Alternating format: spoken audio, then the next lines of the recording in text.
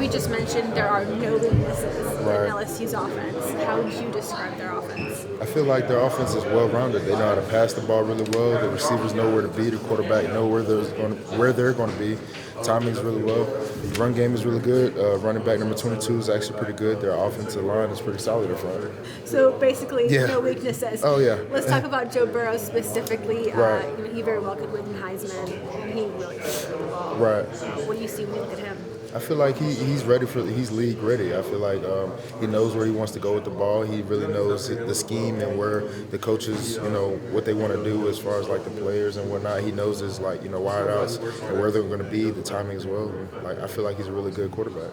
Different team from last year, obviously, but Right. what can you take away from playing them last year? They're a really physical team. They're really good at front. They want to attack, running the ball and whatnot. And I think they do a good job of that as well as passing the ball. I feel like they really scheme up teams very well, and I think they're really good. And I feel like they're a way better team than what we faced last year.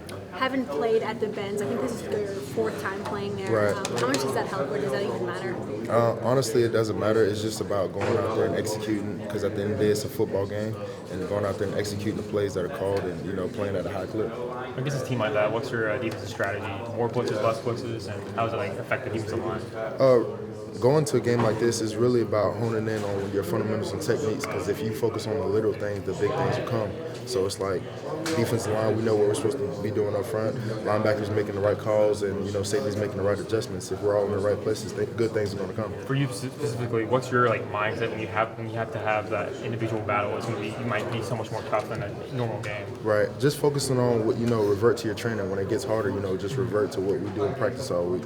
I mean, practice is always going to be harder than the game. So it's like if you push yourself in practice, the game will, is going to be much easier. What have you seen so far of Clyde Edwards-Helaire, the running back?